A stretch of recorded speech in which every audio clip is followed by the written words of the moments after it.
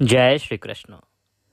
प्रिय दर्शकों, आज के इस वीडियो में हम आपको शास्त्रीय आधार पर बताएंगे कि इस वर्ष ऐसा क्या घटित होने जा रहा है जिसके कारण ये कहा जा रहा है कि इस वर्ष आपको किसी भी नए व्रत को आरंभ नहीं करना चाहिए, अर्थात कोई भी नया व्रत नहीं उठाना चाहिए और ना ही जो व्रत आप पहले से करते आ रहे हैं उनका किसी का उद्यापन करना चाहिए। अर्थात कोई भी व्रत का ना तो उद्यापन होगा इस वर्ष और ना ही नया व्रत शुरू किया जाएगा। क्या है इसकी सच्चाई और अगर ऐसा होगा तो किन कारणों से होगा, क्यों आपको ये नियम मानना चाहिए और अगर ये ऐसा नहीं है तो फिर क्यों ऐसा कहा जा रहा है, संपूर्ण शास्त्रीय जानकारी प्रदान करेंगे।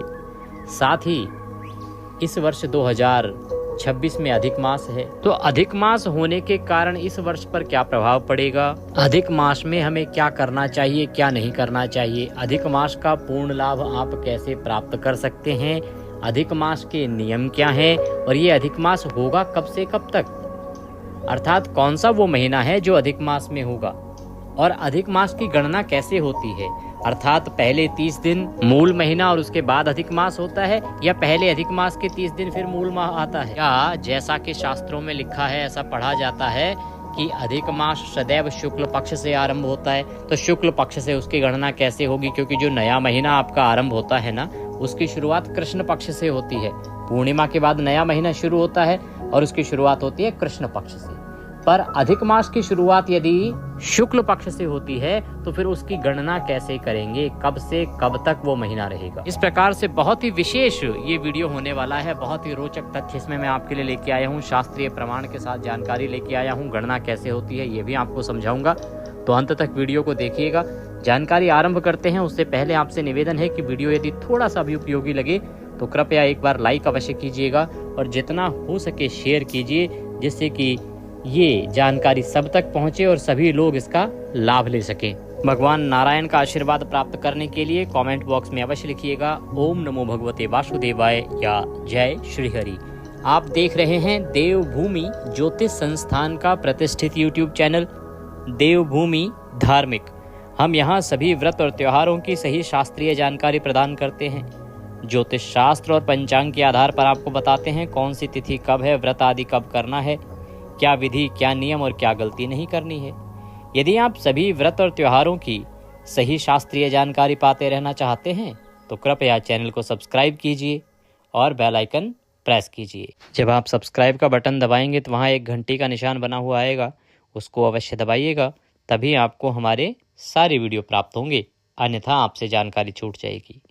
अब प्रिय दर्शकों, आप हमारे साथ व्हाट्सएप के माध्यम से भी जुड़ सकते हैं और व्हाट्सएप पे जुड़ने का लाभ ये होता है कि सभी जानकारी सीधे मोबाइल पर आपको आती रहती है। वहाँ हम मैसेज के माध्यम से आपको रिमाइंडर भी देते हैं कि कल ये व्रत है, ये तैयारी आज कीजिए, कल ये काम नहीं होंगे। आपको पहले से सब जानकारी मिलती रहती है और आप सभी व्रत त्यौहार सही प्रकार से कर पाते हैं। जुड़ना चाहते हैं व्हाट्सएप पर तो वीडियो के अंत में स्क्रीन पर नंबर आएगा 900 से, उस पर व्हाट्सएप मैसेज कीजिएगा अपना नाम और कहिएगा कि आप सभी तिथि त्यौहार की जानकारी पाना चाहते हैं, तो हम आपको अपने रिकॉर्ड में सेव करेंगे और फिर सभी जानकारियाँ सीधे आपके मोबाइल पर आती रहेंगी। आइए अब जानकारी आरंभ करते हैं। बात करते हैं पहले आने वाले अधिक मास की और फिर उस तथ्य का रिसर्च बताएंगे आपको कि क्या है इसकी सत्यता, इस वर्ष कोई भी नया व्रत क्यों नहीं शुरू करना और उद्यापन क्यों नहीं करना।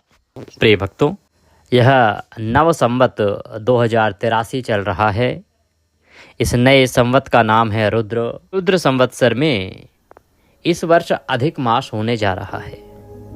ये जो अधिक मास है ना, ये प्रतिवर्ष नहीं होता, अर्थात हर साल नहीं आता है, ये हर 3 साल में एक बार आता है। अधिक मास जो होता है वो ऐसा नहीं कि एक ही महीना होता है जो बार बार डबल आता है, ये बदलता रहता है। किसी वर्ष कोई महीना 2 बार होता है और किसी वर्ष कोई और अन्य महीना 2 बार होता है। प्रिय भक्तों, अधिक मास के विषय में एक और जानकारी दूं कि ये सदा शुक्ल पक्ष से ही आरंभ होता है। नया महीना जो है कृष्ण पक्ष से आरंभ होता है। आप सभी जानते हैं कि कृष्ण पक्ष से नए महीने की शुरुआत होती है पूर्णिमा के अगले दिन से, परंतु जो अधिक मास होता है उसकी शुरुआत शुक्ल पक्ष की प्रतिपदा से होती है। इसीलिए उसकी गणना में सामान्य मनुष्य बड़ी गलतियां करता है, उसकी गणना कभी कर नहीं पाता। यहाँ आपको उसकी गणना भी बताएंगे, गणना की विधि भी बताएंगे कि कैसे आपको गणना करनी है। ये जो अधिक मास का समय होता है प्रिय भक्तों, ये विशेष समय होता है और विशेष कल्याणकारी समय होता है। शास्त्र कहते हैं कि अधिक मास में आपको जितनी हो सके भगवान की भक्ति करनी चाहिए, जितना हो सके भगवान के निमित्त पूजा पाठ करनी चाहिए, जप तप करना चाहिए, दान करना चाहिए। इस महीने का महत्व दान, जप तप, प्रभु भक्ति, कथा श्रवण के लिए बड़ा अधिक बताया गया है।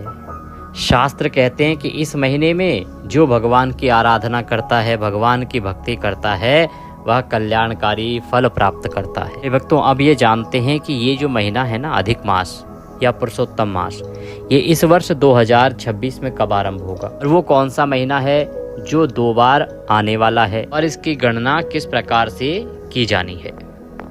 प्रिय भक्तों, इस वर्ष 2026 में जो अधिक मास रहेगा वो ज्येष्ठ मास रहेगा। जेठ का महीना जो होता है ज्येष्ठ मास, जिसमें बहुत अधिक गर्मी होती है, ज्येष्ठ मास जो है इस वर्ष पुरुषोत्तम मास है, अधिक मास है, अर्थात जेठ का महीना 2 बार आएगा, लगभग 58 से 60 दिन का रहेगा। और ज्येष्ठ में जो आने वाली तिथि त्योहार आदि हैं, उन्हीं में अधिक मास के तिथि त्योहार एकादशी आदि भी मनाई जाएंगी, तो उन तिथियों का विशेष रूप से आपको ध्यान रखना चाहिए। जो हमारे दर्शक एकादशी का व्रत करते हैं उनको ध्यान देना चाहिए कि इस वर्ष एकादशी 24 न होकर 26 की जाएंगी। अधिक मास होने के कारण सभी तीज त्योहार जो पिछले वर्ष बहुत जल्दी जल्दी आ गए थे, वो अब देर से आने आरंभ हो जाएंगे। जैसे ही अधिक मास आ जाएगा तो जो भी त्योहार आएंगे इस बार, चाहे वो रक्षाबंधन हो, चाहे जन्माष्टमी हो, देवशयनी एकादशी हो, देवउठनी एकादशी हो, दिवाली हो, गोवर्धन हो, ये सब इस वर्ष देर से आने वाले हैं। और इस वर्ष देर से आने वाले हैं का अभिप्राय है जब इस वर्ष का अंत होगा, समापन होगा, अर्थात तो जब होली आएगी तो होली भी देर से आएगी और चैत्र नवरात्रि भी देर से ही आएंगे। पूरा 1 महीना बढ़ जाने के कारण इस वर्ष सभी त्योहार विलंब से होंगे। इस वर्ष जो अधिक मास शुरू हो रहा है, इस वर्ष जो अधिक मास हमने बताया कि जेठ का महीना होने वाला है, तो ये कब शुरू होगा और कब होगा समाप्त। तो प्रिय दर्शकों, सबसे पहले हम ज्येष्ठ मास की बात करते हैं। तो जेठ का जो महीना है ना, ये आरंभ हो जाएगा 2 मई 2026 से।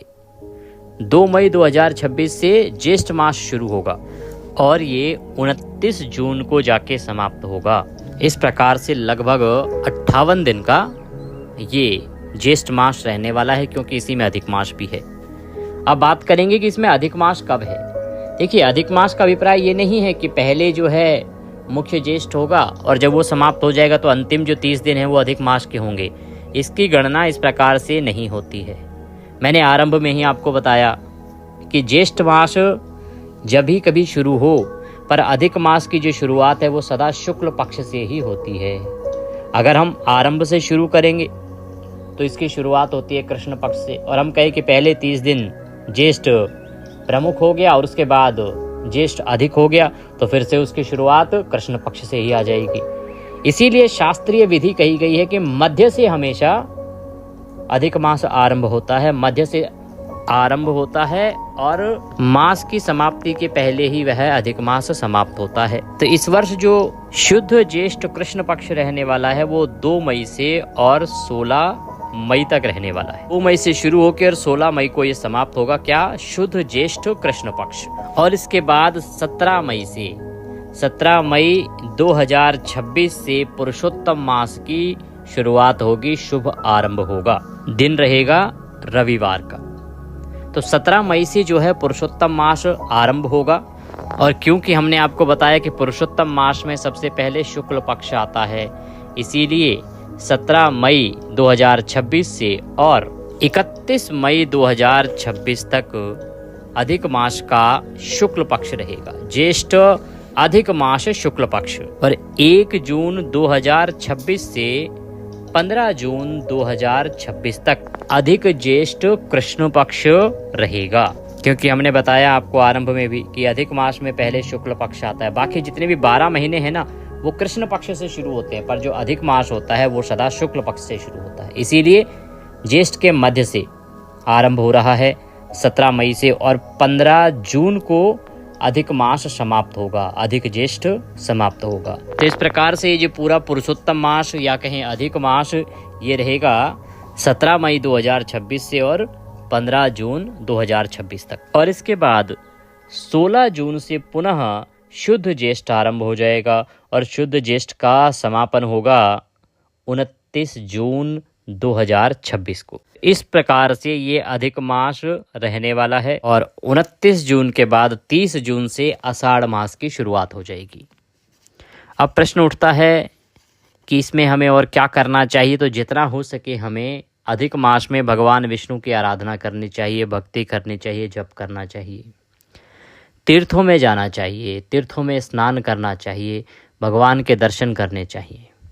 और पुराण कहते हैं कि जितना हो सके अधिक मास में, पुरुषोत्तम मास में पवित्र नदियों में स्नान करना चाहिए।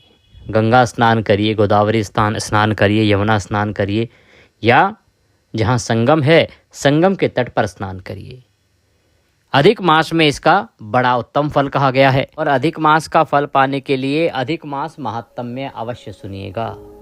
अधिक मास महात्म्य की जो शास्त्रीय कथा है ना, जो पुराणों में वर्णित है, वह कथा हम आपको सुनाएंगे। 31 अध्याय की वह कथा है, तो प्रतिदिन उसका लाभ अवश्य लीजिएगा। ठीक वैसे ही जैसे अभी वैशाख मास चल रहा है और वैशाख मास महात्म्य हम सुना रहे हैं। पूरे यूट्यूब पर ढूंढने से भी वैशाख मास के सही वीडियो नहीं मिल रहे। लोग क्या सुना रहे हैं, 4 कथाएं जोड़ के वैशाख मास महात्म्य के नाम पर सुनाए जा रहे हैं। उसका कोई लाभ नहीं है। जो महात्म्य भगवान ने कहा है, स्वयं देव ऋषि नारद के द्वारा सुनाया गया और सूत जी के द्वारा लिखा गया, वह हम अपने चैनल पर सुना रहे हैं।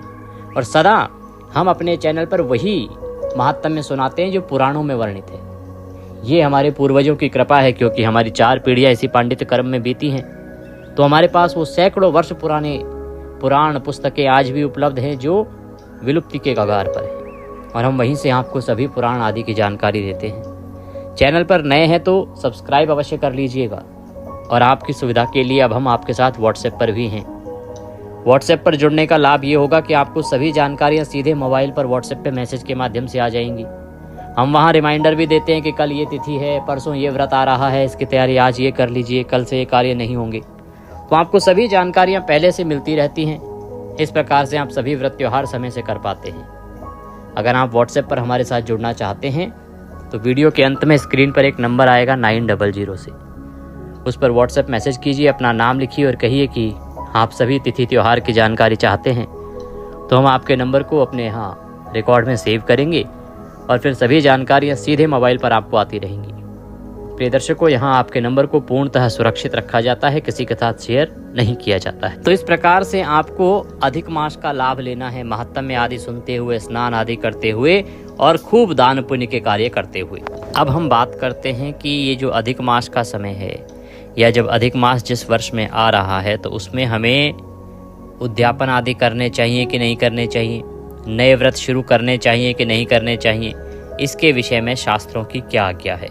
प्रिय दर्शकों, इसके विषय में शास्त्रों में लिखा है, निर्णय सिंधु का मैं यहाँ पे उदाहरण दूंगा। निर्णय सिंधु में लिखा गया है कि अस्तगे च गुरौ शुक्रौ बाले वृद्धे मलिम लुचे उद्यापन मुपारंभम व्रतानाम नैव कारये। तो यह श्लोक जो कहा गया है, इसका अर्थ है कि जब गुरु और शुक्र अस्त हों, गुरु ग्रह या शुक्र ग्रह अस्त हों, या जब गुरु और शुक्र बाल अवस्था में हों या वृद्ध अवस्था में हों, क्योंकि ये अवस्थाएं होती हैं, उम्र होती हैं, इसके अनुसार ये जानकारी दी गई है शास्त्रों में। तो जब बुध और शुक्र अस्त हों या वृद्ध हों या बाल्यावस्था में हों या मलिम लुच अर्थात ये जो अधिक मास का समय हो, पुरुषोत्तम मास का समय हो, उसमें कोई भी नया व्रत आदि हमें आरंभ नहीं करना चाहिए। और यदि आप किसी व्रत को पहले से लगातार करते आ रहे हैं तो किसी भी व्रत का इस समय पर उद्यापन भी नहीं करना चाहिए। कब?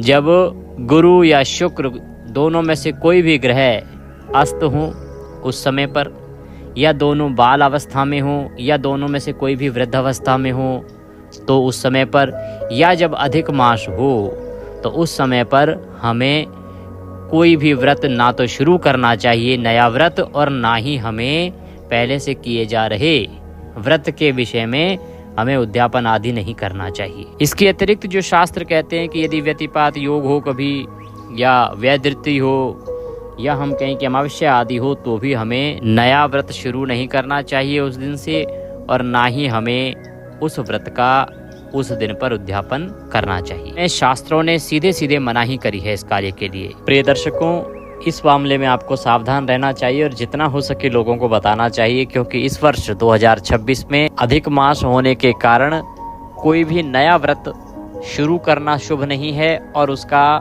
कोई भी किसी व्रत का अगर आप उद्यापन करना चाहते हैं तो वह भी उचित नहीं है। कब से?